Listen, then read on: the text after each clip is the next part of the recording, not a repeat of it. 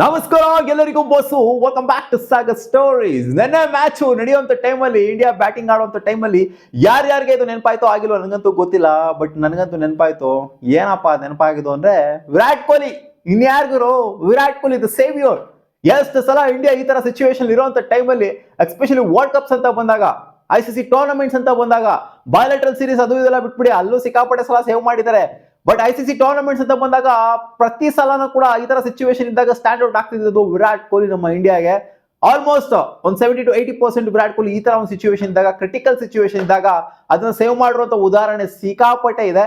So ಆ ತರ ಯಾರು ನಿಂತ್ಕೊಂಡು ಆಡ್ತಾ ಇಲ್ವಲ್ಲ ಇಲ್ಲಿ, ಆ ತರ ಯಾರು ನಿಂತ್ಕೊಂಡಿಲ್ವಲ್ಲ ಇಲ್ಲಿ, ಅಂದ್ರೆ ಮ್ಯಾಚ್ ನ ಮುಗಿಸೋ ತರ, ಗೆಲುವಲ್ಲಿ ಕಾಂಟ್ರಿಬ್ಯೂಟ್ ಮಾಡತ್ರ, ಅಥವಾ ಮ್ಯಾಚ್ ನ ಹತ್ರ ತಗೊಂಡು ಹೋಗೋ ತರ ಯಾರು ಕೂಡ ಇಲ್ಲಿ ಕಾಂಟ್ರಿಬ್ಯೂಟ್ ಮಾಡಿದ್ರು. ಹೌದು, ದೂಬೆ ಆಡಿದ್ರು, ಅದು ಸೆಕೆಂಡ್ರಿ, ಅವ್ರು ಬಂದ್ಬಿಟ್ಟು ಬಾಟಮ್ ಅಲ್ಲಿ ಆಡಿದ್ದು.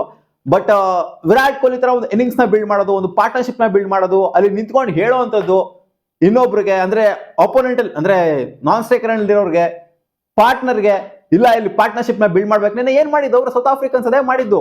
ಡೇವಿಡ್ ಮಿಲ್ಲರ್ಗೆ ಅಗ್ರೆಸಿವ್ ಆಗಿ ಆಡಕ್ ಬರಲ್ವಾ, ಡೆವಾಲ್ಡ್ ಬ್ರೇವಿಸ್ಗೆ ಅಗ್ರೆಸಿವ್ ಆಗಿ ಆಡಕ್ ಬರಲ್ವಾ, ಇನ್ನಿಂಗ್ಸ್ ನ ಕನ್ಸ್ಟ್ರಕ್ಟ್ ಮಾಡಿದ್ರು ಅವರು. ಅದು ಇಂಪಾರ್ಟೆಂಟ್. T20 ಆಗಿರ್ಲಿ, ಎಲ್ಲೇ ಆಗಿರ್ಲಿ, ಇನ್ನಿಂಗ್ಸ್ ನ ಕನ್ಸ್ಟ್ರಕ್ಟ್ ಮಾಡೋದು ಇಂಪಾರ್ಟೆಂಟ್. ಕೊಲಾಪ್ಸ್ ಆದ ನಂತರ ಇಲ್ಲಿ ನಮ್ಮ ಇಂಡಿಯನ್ಸ್ ಏನ್ ಮಾಡಿದ್ರು, ಹೊಡಿಯಕ್ ಹೋದ್ರು, ಹೊಡಿ ಬಡಿ ಆಟ. ನೋಡಿದ್ರಪ್ಪ, ಅದು ಕ್ಯಾಚ್ ಪ್ರಾಕ್ಟೀಸ್ ಸ್ಟಪ್ಸಿಗೆ ಕೊಟ್ಟಿದ್ದು ಕೇಶವ್ ಮಹಾರಾಜ್ ಅವರ ಓವರ್ ಅಲ್ಲಿ. ಅವಾಗ ಬಿಡಿ ಹೊಡಿಲೇಬೇಕಾಗಿತ್ತು. ಅದಕ್ಕಿಂತ ಹಿಂದೆನೂ ಕೂಡ ಅಷ್ಟೇ ಹೊಡಿ ಬಡಿ ಆಟಾಡೋದಕ್ಕೆ ಹೋದ್ರು. ಅಭಿಷೇಕ್ ಶರ್ಮಾ ಇವಾಗ ಸೂರ್ಯಕುಮಾರ್ ಯಾದವ್ಗೆ ಕೇಳ್ತು ಅಂದ್ರೆ ಪ್ರೆಸ್ ಕಾನ್ಫರೆನ್ಸ್ ಅಲ್ಲಿ, ಲಾಸ್ಟ್ ಪ್ರೆಸ್ ಕಾನ್ಫರೆನ್ಸ್ ಅಲ್ಲಿ ಕೇಳ್ತು ಅಂದ್ರೆ ಹಿ ಅಂತ ನಗ್ತಾ ಇದ್ರು.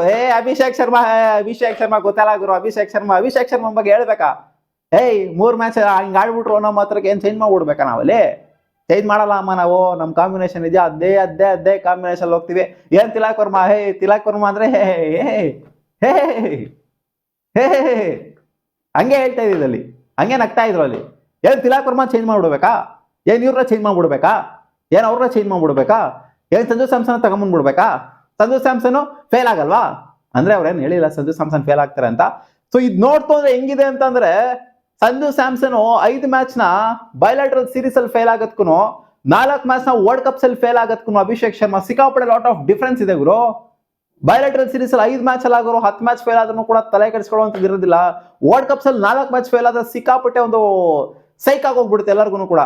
ಅವರು ಕೂಡ ಸೈಕ್ ಆಗಿದೆ. ಅಭಿಷೇಕ್ ಶರ್ಮಾ ವರ್ಸ್ಟ್ ಪ್ಲೇಯರ್, ಕಿತ್ತೋಗಿರೋ ಪ್ಲೇಯರ್, ಡಬ್ಬಾ ಪ್ಲೇಯರ್ ಅಂತ ಹೇಳ್ತಾ ಇಲ್ಲ ನಾನು. ಅವ್ರು ಹೇಳೋದೇನೋ ನನಗೆ 170 180 ಸೇಫ್ ಸ್ಕೋರ್ ಎಲ್ಲ ಬೇಕಾಗಿಲ್ಲ ಗುರು, ಹೊಡೆದ್ರೆ 200 ಮೇಲೆ ಹೊಡಿಬೇಕು, ಇಲ್ಲ ಅಂತಂದ್ರೆ 100 ಹೊಡಿಬೇಕು, ಅಷ್ಟೇ ನನ್ನ ಮೈಂಡ್ ಸೆಟ್ ಅಂತ ಅಭಿಷೇಕ್ ಶರ್ಮಾ ಹೇಳ್ತಾರೆ. ಇದನ್ನ ಸಿಕ್ಕಾಪಟ್ಟೆ ಇಂಟರ್ವ್ಯೂಗಳಲ್ಲೂ ಕೂಡ ಹೇಳ್ಕೊಂಡ್ ಬಂದಿದ್ದಾರೆ. ಸೊ ದ ಮೈಂಡ್ ಸೆಟ್ ಏನ್ ಎಲ್ಲಾ ಟೈಮಲ್ಲೂ ಕೂಡ ಇದೇ ತರ ಮೈಂಡ್ ಸೆಟ್ ಇರಬೇಕು ಅನ್ನೋ ತರ ಹೇಳೋದಿಕ್ ಆಗೋದಿಲ್ಲ. ವಿರಾಟ್ ಕೊಹ್ಲಿ ಈ ತರ ಆಡೋದಿಕ್ ಹೋಗಿತ್ತು ಅಂತಂದ್ರೆ 2024 ಫೈನಲ್ ಅಲ್ಲಿ, ಇಲ್ಲ ಗುರು ಹೊಡೆದ್ರೆ ಅವ್ನ ಅಜ್ಜಿ 200 ಹೊಡಿಬೇಕು ಅಂತ ಅನ್ಕೊಂಡು ಹೋಗಿತ್ತು ಅಂತಂದ್ರೆ ಸ್ಕೋರ್ ಬರ್ತಿಲ್ಲ, ನಾವು ಗೆಲ್ತಾನೆ ಇರಲಿಲ್ಲ ಅಲ್ಲಿ 2024 ವರ್ಲ್ಡ್ ಕಪ್ ನ ಅಲ್ಲಿ. ಮೈಂಡ್ ಸೆಟ್ ಚೇಂಜ್ ಆಗ್ಬೇಕು, ಡೆವಲಪ್ ಆಗ್ತಾ ಇದ್ದಂಗೆ. ನೋಡಿ ಇವಾಗ ನೆನೆ ಅದೇ ಹೇಳಿದ್ನಲ್ಲ, ಡೇವಿಡ್ ಮಿಲ್ಲರ್ಗೆ ನೋಡಕ್ ಬರ್ತಿಲ್ವಾ, ಡೆವಾಲ್ಡ್ ಬ್ರೇವಿಸ್ಗೆ ನೋಡೋದಕ್ಕೆ ಬರ್ತಿಲ್ವಾ, starting from the very first ball aggressive ಆಡೋದಕ್ಕೆ. ಮೈಂಡ್ ಸೆಟ್ ಸ್ವಲ್ಪ ಅರ್ಥ ಮಾಡ್ಕೊಂಡು ಯಾವ ಸಿಚುವೇಶನ್ ಯಾವ ತರ ಆಡ್ಬೇಕು ಅಂತ. ಬರೀ ಬ್ಯಾಟ್ ನ ಬೀಸ್ತಾರೆ ಗುರು ಅಭಿಷೇಕ್ ಶರ್ಮಾ, ಸುಮ್ನೆ ಬರ್ತಾರೆ ಬ್ಯಾಟ್ ನ ಬೀಸ್ತಾ ಇರ್ತಾರೆ. ಕನೆಕ್ಟ್ ಆಯ್ತು ಆದ್ರೆ ಆಯ್ತು, ಇಲ್ಲಾಂದ್ರೆ ಇಲ್ಲ. ಸುಮ್ನೆ ಒಂದು ಡಿಫೆಂಡ್ ಮಾಡೋದಕ್ಕೆ ಬರಲ್ಲ. ಅಂದ್ರೆ ಮೊಹಮ್ಮದ್ ಅಮೀರ್ ಹೇಳ್ತಿರೋದ್ ನಾನು ಹೇಳ್ತಾ ಇದ್ದೀನಿ. ಮೊಹಮ್ಮದ್ ಅಮೀರ್ ಎಂತ ಕ್ರಿಕೆಟಿಂಗ್ ಬ್ರೈನ್ ಅಂತಂದ್ರೆ, ಅವ್ರು ಪ್ರಿಡಿಕ್ಟ್ ಮಾಡೋದು ಆಲ್ಮೋಸ್ಟ್ ಖಚಿತ ಆಗುತ್ತೆ, ಪಕ್ಕ ಆಗುತ್ತೆ. ಅದನ್ನ ಪ್ರಿಡಿಕ್ಟ್ ಮಾಡಿರೋದವ್ರು. ಇಂಡಿಯಾ ಕ್ವಾಲಿಫೈ ಆಗೋದು ಸಿಕ್ಕಾಪಟ್ಟೆ ಡೌಟ್ ಅಂತ ಕೂಡ ಹೇಳಿದ್ರು, ಈ ಮ್ಯಾಚ್ ಆಗಕ್ಕೆ ನಾವು ಮುಂಚೆನೆ ಹೇಳಿದ್ರು. ಸೊ ಅದೇ ತರ ಇಲ್ಲಿ ತಗಲಾಕ್ಸ್ಬಿಟ್ರು ಹಂಗೆ ಸೌತ್ ಆಫ್ರಿಕನ್ಸ್. ಅವ್ರು ಹೇಳ್ತಾರೆ ಅಭಿಷೇಕ್ ಶರ್ಮಾಗೆ ಒಂದು ಡಿಫೆಂಡ್ ಮಾಡ್ಕೊಳ್ಳೋದಿಕ್ ಬರೋದಿಲ್ಲ, ಲೈನಿಗೆ ಬಂದ್ಬಿಟ್ಟು ಆಡೋದಿಕ್ ಬರೋದಿಲ್ಲ, ಸುಮ್ಮನೆ ಹೊಡಿತಾ ಇರ್ತಾರೆ, ಸಿಕ್ಸ್ ಕಡೆ ಹೊಡಿತಾ ಇರ್ತಾರೆ ಅಷ್ಟೇ. ಒಂದ್ ಬಾಲ್ ನ ಟೈಮ್ ಮಾಡ್ತಾರೆ ಓಕೆ, ಬಟ್ ಕರೆಕ್ಟ್ ಆಗಿ ಡಿಫೆಂಡ್ ಮಾಡ್ಕೊಳ್ಳೋದಿಕ್ ಬರೋದಿಲ್ಲ. ಅಂದ್ರೆ ಕನ್ಸಾಲಿಡೇಟ್ ಮಾಡ್ಕೊಂಡು ಯಾವ ಟೈಮಲ್ಲಿ ಯಾವ ತರ ಆಡಬೇಕು ಅಂತ ಗೊತ್ತಾಗೋದಿಲ್ಲ ಅವ್ರಿಗೆ. ಅದು ಬಿಗ್ಗೆಸ್ಟ್ ಡಿಮೆರಿಟ್ ಇದೆ ಇಂಡಿಯಾಗೆ ಅಂತ ಮೊಹಮ್ಮದ್ ಅಮೀರ್ ಅವರು ಹೇಳಿದ್ರು. ಅದ್ ನಿಜ ಅಂತಾನು ಕೂಡ ಗೊತ್ತಾಗ್ತಿದೆ. ICC ಟೂರ್ನಮೆಂಟ್ಸ್ ಅಂತ ಬಂದಾಗ ಬಯೋಲಾಟ್ರಲ್ ಸೀರೀಸ್ ಅಲ್ಲಿ ಆಡೋದೆಲ್ಲ ಏನು ಲೆಕ್ಕಕ್ಕೆ ಬರಲಾಗಿರೋ, 1 ಕ್ಯಾಲೆಂಡರ್ ಅಲ್ಲಿ 1000 ರನ್ 2000 ರನ್ ಹೊಡಿಯೋದೆಲ್ಲ ಮ್ಯಾಟ್ರೇ ಅಲ್ವೇ ಇಲ್ಲ. ICC ಟೂರ್ನಮೆಂಟ್ಸ್ ಅಂತ ಬಂದಾಗ ಕ್ರೂಷಲ್ ಆಗಿ 50 ರನ್ ನೋಡಿದ್ರು ಕೂಡ ಅದು ಸಿಕ್ಕಾಪಟ್ಟೆ ಇಂಪಾರ್ಟೆಂಟ್ ಆಗುತ್ತೆ. ಅದು ಎಲ್ಲರಿಗೂ ಇವಾಗ ಚಿಂತೆ ಮಾಡೋ ತರ ಮಾಡಿದೆ. ಸಂಜು ಸ್ಯಾಮ್ಸನ್ ಬಿಡ್ರ ಅಂತ ಮೊಹಮ್ಮದ್ ಅಮೀರ್ ಹೇಳ್ತಾರೆ, ಇವರಿಗೆ ಕಂಪೇರ್ ಮಾಡ್ತು ಅಂತಂದ್ರೆ, ಅಂದ್ರೆ ಅಭಿಷೇಕ್ ಶರ್ಮಾ ಕಂಪೇರ್ ಮಾಡ್ತು ಅಂತಂದಾಗ, ಸ್ಕಿಲ್ ವೈಸ್ ಆಗಿರ್ಲಿ, ಟ್ಯಾಲೆಂಟ್ ವೈಸ್ ಆಗಿರ್ಲಿ ಅಂತ ಗೊತ್ತಿಲ್ಲ. ನೋಡೋಣ ಅದೇನ್ ಮಾಡ್ತಾರೆ ನೆಕ್ಸ್ಟ್ ಮ್ಯಾಚ್ ಅಂತ. ಅಭಿಷೇಕ್ ಶರ್ಮನ ಕೂರಿಸ್ತಾರ, ತಿಲಕ್ ವರ್ಮನ ಕೂರಿಸ್ತಾರ, ಸಂಜು ಸ್ಯಾಮ್ಸನ್ ಕರ್ಕೊಂಡ್ ಬರ್ತಾರ, ಅಥವಾ ಏನ್ ಮಾಡ್ತಾರೆ, ಅಕ್ಷರ್ ಪಟೇಲ್ನ ತಗೊಂಡ್ಬರ್ತಾರ, ಅಥವಾ ವಾಷಿಂಗ್ಟನ್ ಸುಂದರ್ ನಡೆಸ್ತಾರ? ಸಿಕ್ಕಾಪಟ್ಟೆ ಕ್ವಶನಬಲ್ ಆಗಿದೆ. ಆನ್ಸರ್ ಮಾಡ್ಲೇಬೇಕು ಇದಕ್ಕೆ ಸೂರ್ಯಕುಮಾರ್ ಯಾದವ್ ಅವರು. ಒಂಥರ ಹೆಂಗಾಗಿದೆ ಅಂತಂದ್ರೆ ಒಂಥರ ಗರ ಹೊಡೆದಂಗೆ ಆಗೋಗ್ಬಿಟ್ಟಿದೆ ಇವಾಗ ಅವ್ರಿಗೆ. ಒಂದು ಮ್ಯಾಚ್ನ ಸೋತಿರೋದು ಶಾಕಲ್ಲಿ ಇರ್ತಾರೆ ಇವಾಗ ಇಂಡಿಯನ್ಸ್. ಏನ್ ಗುರು ಮಾಡುದು ಅರ್ಥವೇ ಆಗ್ತಿವಲ್ಲ ಕೇಸ್ ಇದು. 2 ಮ್ಯಾಚ್ ಇದೆ, 2-2 ದೊಡ್ಡ ಮಾರ್ಜಿನಲ್ಲಿ ಗೆಲ್ಬೇಕಲ್ಲ ನಾವು. ಒಂದ್ ಮ್ಯಾಚ್ ಅಲ್ಲಿ ಈ ತರ ಪರಿಸ್ಥಿತಿ ತಗೊಂಬಂದು ಕೂರ್ಸ್ಬಿಟ್ರಲ್ಲ ಸೌತ್ ಆಫ್ರಿಕನ್ಸ್ ನಮಗೆ. ಬಯೋಲಾಟ್ರಲ್ ಸೀರೀಸ್ ಅಲ್ಲಿ ನೋಡಿದ್ರೆ ಹಂಗ್ ಹೊಡ್ಬಿಟ್ಟು ಬಂದಿದ್ವಿ ಅವ್ರಿಗೆ, ಇಲ್ಲಿ ನೋಡ್ರೆ ಬಂದು ಸೋತೋದ್ಬಿಟ್ವಲ್ಲ ನಾವು ಅವ್ರಿಗೆ ಅನ್ನೋ ತರ ಇದೆ ಇದು ಸೀನು.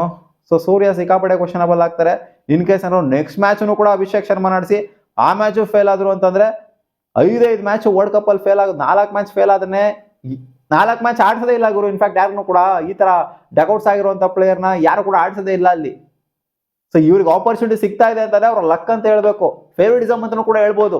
ಅಭಿಷೇಕ್ ಶರ್ಮಾ ಕಡೆ ಫೇವರಿಟಿಸಮ್ ನಡೀತಿದೆ ಅಂಡ್ ತಿಲಕ್ ವರ್ಮಾ ಕಡೆ ಕೂಡ ಒಂದ್ ರೇಂಜಿಗೆ ಫೇವರಿಟಿಸಮ್ ನಡೀತಿದೆ ಅಂತ ಕೂಡ ಅನ್ನಿಸ್ತಾ ಇದೆ. ಅವ್ರೇನೇ ಮಾಡ್ಲಿ ಟೀಮಲ್ಲಿ ಇರ್ಬೇಕು ಅಂತ.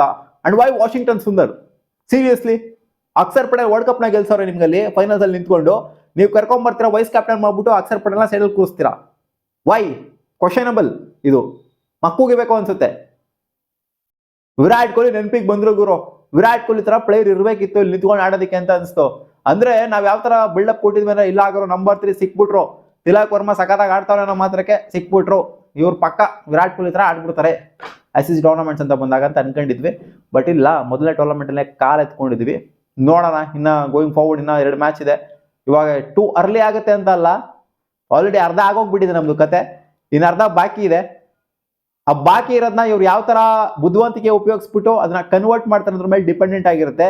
ಇಲ್ಲಿ ಪ್ರೆಸ್ ಕಾನ್ಫರೆನ್ಸ್ ಅಲ್ಲಿ ಮತ್ತೆ ಸೂರ್ಯ ಅವ್ರು ಬಂದ್ಬಿಟ್ಟು ಏನಾದ್ರು ಯಾರ ಬಗ್ಗೆ ಏನಾದ್ರು ಕೇಳ್ತಾವ್ರೆ ಅಂತಂದ್ರೆ ಸ್ವಲ್ಪ ಸೆನ್ಸಿಬಲ್ ಆಗಿ ಮಾತಾಡೋದ್ರಲ್ಲಿ ಅರ್ಥ ಇರುತ್ತೆ. ನಗೋದು, ಸ್ವಲ್ಪ ಪಂಚಿಂಗ್ ಡೈಲಾಗ್ ಹೊಡಿಯೋದು, ಹಂಗೆ ಹಿಂಗೆ ಅಂತ ಎಲ್ಲ ಫಿಲ್ಮಿ ಡೈಲಾಗ್ಗಳನ್ನ ಹೊಡಿಯೋದು, ಇದರ ಅವಶ್ಯಕತೆ ಖಂಡಿತ ಇಲ್ಲ.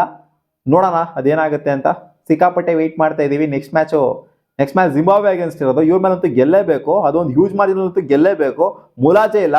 ಇಲ್ಲಾದ್ರೂ ಕ್ಲೋಸ್ ಮಾರ್ಜಿನ್ ಹೋಯ್ತು ಅಂತಂದ್ರೆ ಅಷ್ಟೇ ಮರ್ತ್ಕೊಬೇಕಾದ್ರೆ ನಾವು ವರ್ಲ್ಡ್ ಕಪ್ ನ ತರನೇ ಇರ್ತೈತೆ ಸೀನ್ಸು.